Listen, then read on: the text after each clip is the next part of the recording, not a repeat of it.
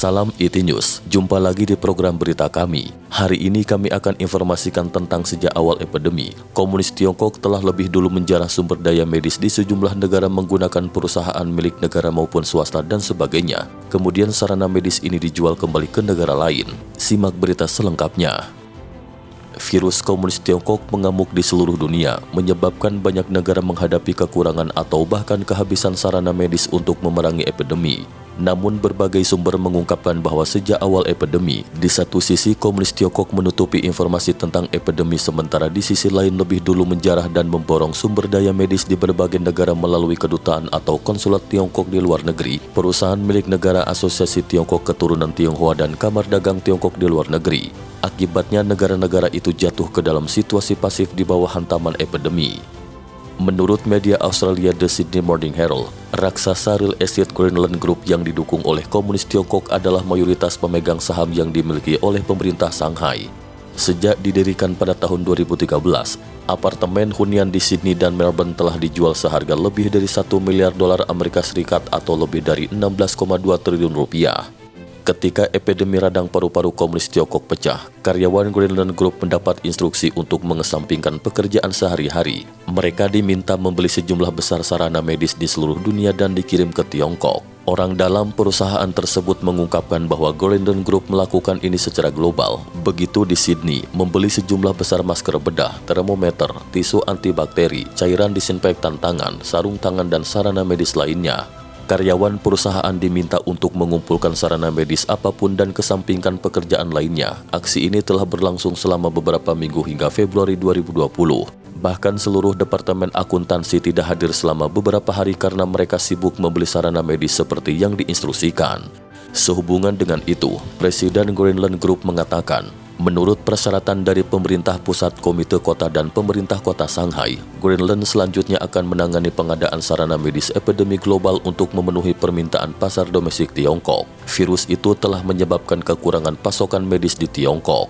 Menurut informasi publik hingga 31 Januari 2020, Greenland Group telah mengeruk 3 juta masker pelindung, 700.000 set pakaian pelindung, dan 500.000 pasang sarung tangan dari Australia, Kanada, Turki, dan negara-negara lain.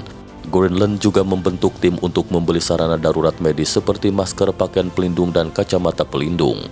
Manajer umum Greenland Group Australia juga secara terbuka menyatakan di media sosial pada bulan Februari, Greenland Australia sedang beraksi dan termometer tanpa kontak partai kedua akan segera diterbangkan ke Tiongkok. Orang-orang Tiongkok dan masyarakat di luar negeri tengah bekerja keras memerangi virus bersama.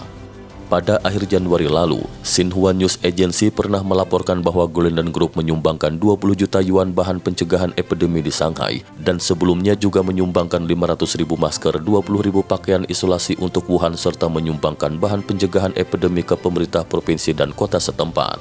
Media Australia seniornews.com.au mengatakan pada 26 Maret bahwa sejumlah besar barang yang dikirim ke Tiongkok termasuk barang-barang yang sangat dibutuhkan untuk warga dan profesional medis Australia. Laporan itu juga mengatakan bahwa Greenland Group memborong 3 juta masker bedah, 500.000 pasang sarung tangan, dan sejumlah besar desinfektan serta tisu basah di Australia dan negara-negara lain. Greenland Group diam-diam menjarah dulu persediaan itu yang menyebabkan masker Australia kekurangan stok karena diborong Tiongkok. Selain Greenland Group, Raceland, perusahaan real estate yang membeli pasokan medis di Sydney, telah menarik perhatian media Australia. Perusahaan ini dulu dikenal sebagai Country Garden dan merupakan salah satu perusahaan real estate terbesar di Tiongkok. The Sydney Morning Herald mengutip berita Raceland di LinkedIn yang mengatakan bahwa pada 24 Februari 2020, pesawat khusus perusahaan yang mengangkut pasokan medis itu tiba di Wuhan dari Sydney. Ada 90 ton sarana medis di dalam pesawat, termasuk 100.000 potong pakaian pelindung dan 900.000 pasang sarung tangan. Surat kabar itu mengatakan bahwa perusahaan-perusahaan yang didanai Tiongkok ini menyapu bersih sarana medis di Australia dan mengangkutnya ke Tiongkok, yang mungkin menjadi salah satu faktor langkanya pasokan medis di Australia. Ketika perusahaan Tiongkok memborong besar-besaran sarana medis di Australia, hanya ada beberapa orang yang didiagnosis di Australia, tapi sekarang ada lebih dari 6.313 orang yang didiagnosis. Pemerintah Australia mau tidak mau harus memerintahkan pembatalan semua operasi non-darurat untuk menghemat sumber daya medis. Berita selanjutnya, produk pencegahan epidemi Amerika Serikat juga telah diborong komunis Tiongkok. Laporan The Epoch Times menyebutkan bahwa Amerika Serikat juga tidak selamat dari serbuan komunis Tiongkok mengerongrong semua produk medis di Amerika. Informasi dari akun WeChat Komunis Tiongkok mengatakan bahwa Asosiasi Alumni New York Universitas Wuhan meluncurkan crowdfunding atau penggalangan dana di internet pada 23 Januari 2020. Staf dari asosiasi alumni tersebut mengatakan bahwa mereka menerima sumbangan dari lebih dari 6.500 orang Tionghoa perantauan hanya dalam beberapa hari, dengan total sumbangan hampir 700.000 US dollar atau sekitar 11,3 miliar rupiah.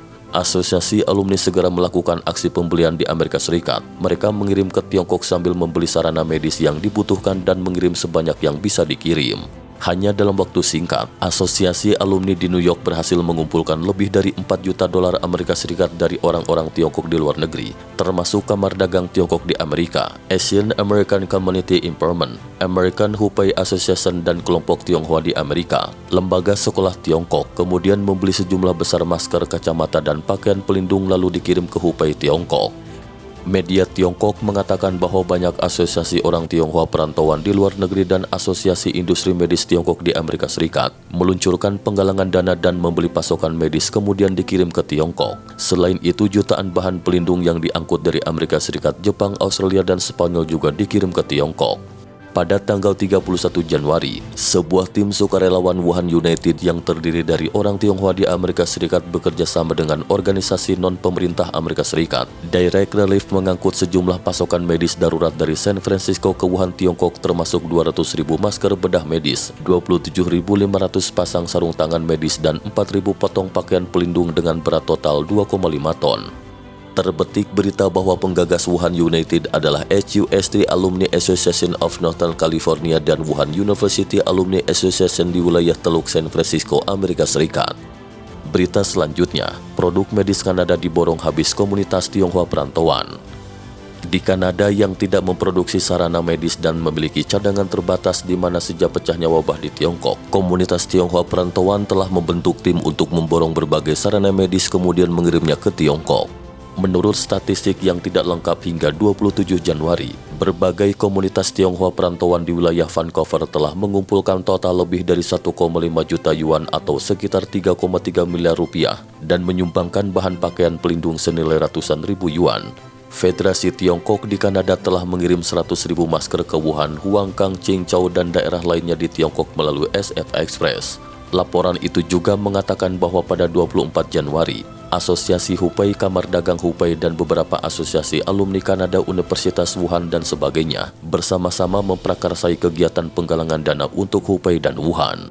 Hingga 31 Januari, total hampir 600.000 yuan telah disumbangkan termasuk lebih dari 2 juta masker dan lebih dari 10.000 botol cairan desinfektan. Akun publik WeChat Dusifan mengatakan pada 18 Februari bahwa persediaan medis di Kanada akan segera habis diborong oleh komunitas Tionghoa. Pada tanggal 25 Maret, media Amerika Serikat mengatakan bahwa jumlah orang Kanada yang terinfeksi pneumonia virus komunis Tiongkok di Kanada terus meningkat. Sementara sarana medis di berbagai rumah sakit besar seperti masker, sarung tangan, dan pakaian pelindung sangat langka. Banyak rumah sakit telah memberitahu staf rumah sakit bahwa mereka hanya dapat diberikan 1 masker per hari dan tidak perlu mengganti masker ketika merawat pasien yang tidak sama. Berita selanjutnya, sarana perlindungan epidemi di sejumlah besar negara diborong komunis Tiongkok. Italia yang dihantam epidemi parah, persediaan medis seperti masker dan kacamata juga telah disikat habis oleh orang-orang Tiongkok. Menurut laporan huisiu.com pada 9 Maret 2020 ketika wabah meletus pada awal Januari lalu, orang-orang Tionghoa perantauan di Italia secara aktif menyumbangkan uang dan menyapu bersih semua masker setempat yang tersedia. Situs Nihon Keizai Shimbun mengatakan pada 4 Februari 2020 bahwa masker dan persediaan sterilisasi di Jepang juga mengalami kekurangan stok dan rak-rak di toko obat dan toko-toko lainnya terjual habis. Menurut sebuah laporan di Jiangsu.com pada 2 Februari, hampir 400.000 masker di Kenya diborong oleh orang-orang Tionghoa perantauan setempat dan dikirim ke Tiongkok. Beberapa orang mengkritik Tiongkok tidak seharusnya membeli sarana medis di wilayah yang sudah terbelakang karena akan menyebabkan kerugian yang tidak perlu pada daerah setempat. Dilihat dari kilas balik dari jejaring sosial di berbagai negara, Tiongkok juga telah memborong habis masker dari Inggris, Thailand, dan Korea Selatan dan banyak negara lainnya. Menurut statistik dari Bea Cukai Tiongkok dari 24 Januari hingga 29 Februari, Orang Tionghoa perantauan mengirim 2,2 miliar masker dan 25,38 juta pakaian pelindung ke Tiongkok dalam waktu 1 bulan. The Epoch Times melaporkan bahwa mereka yang menggerakkan orang-orang Tionghoa perantauan untuk membeli dan memberikan sumbangan dana di luar negeri umumnya adalah Asosiasi Kaum Sedaerah, Asosiasi Alumni, dan Kamar Dagang. Asosiasi Kaum Sedaerah adalah salah satu saluran utama bagi komunis Tiongkok untuk mencoba mengendalikan orang-orang Tionghoa perantauan di luar negeri. Cliff Hamilton, seorang profesor di Universitas Charles Sturt, Australia, pernah memperingatkan bahwa komunis Tiongkok mengendalikan mahasiswa dan Asosiasi Kaum Sedaerah Tiongkok, Asosiasi Alumni, Kamar Dagang, Asosiasi Ilmu Pengetahuan Profesional Tiongkok, Grup Warisan Budaya, dan beragam asosiasi lainnya melalui Departemen Front dan propagandanya. Berita selanjutnya, komunis Tiongkok berusaha keras memborong habis semua sarana medis di seluruh dunia. Pada awal Februari, Kantor Informasi Dewan Negara Komunis Tiongkok dan akun publik resmi WeChat dari Kementerian Industri dan Teknologi Informasi mengatakan bahwa untuk mengatasi kekurangan sarana medis domestik, mereka mengorganisir pengadaan khusus internasional dan banyak perusahaan membeli sejumlah besar pasokan medis dari banyak negara melalui pengadaan barang yang dibutuhkan dan sumbangan dana. Pada 3 Februari, sebuah dokumen dari Dewan Negara Komunis Tiongkok yang jatuh ke tangan Wall Street Journal menyebutkan bahwa untuk memastikan ketersediaan cadangan sarana medis yang memadai dalam menghadapi epidemi, pemerintah Tiongkok harus berusaha keras untuk menyerap semua stok yang ada dan membeli semua masker serta pakaian pelindung.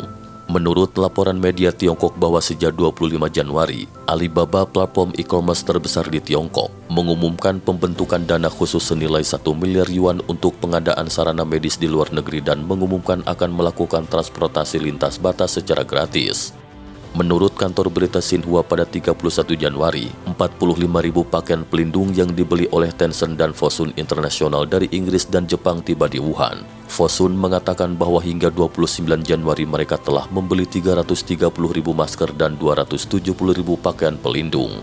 Pada pagi 1 Februari, 1,12 juta masker medis yang dibeli dari Korea Selatan oleh China General Technology Group dan China Meheco Corporation tiba di Beijing. Sarana medis itu kemudian dikirim ke Wuhan setelah inventarisasi. Hingga 2 Februari pukul 10.00 waktu setempat, perusahaan milik negara seperti China National Pharmaceutical Group Corp, China Railway Construction, China Energy Engineering Corporation atau Energi China, China Resources, dan perusahaan milik negara lainnya telah membeli 6,729 juta masker, 184.500 potong pakaian pelindung, 511.000 pasang sarung tangan, 2 ton sarana medis, dan 312.000 sarana pelindung medis lainnya. Sebanyak 1.703 juta masker dikirim dari luar negeri, 271.000 potong pakaian pelindung, sekitar 134,38 ton sarana medis, dan 4.000 potong pakaian bedah. Banyak informasi menyebutkan bahwa kedutaan dan konsulat Tiongkok juga bekerja sama di luar negeri, berkontribusi terhadap gelombang pembelian sarana medis secara global itu. Seorang penulis asing di luar negeri mencuit di Twitter bahwa komunis Tiongkok pernah mengirim sejumlah besar personel dari Badan Keamanan Nasional untuk membeli masker di luar negeri pada akhir Januari lalu. Tindakan menjarah habis sarana medis dari negara lain untuk mengatasi dampak epidemi itu sangat picik, karena secara langsung menyebabkan memburuknya situasi epidemi di daerah epidemi lainnya. Itu adalah perilaku perang yang tak terlihat. Dengan kata lain, orang-orang Tiongkok menyapu bersih masker dari berbagai negara adalah hasil dari manipulasi komunis Tiongkok di baliknya.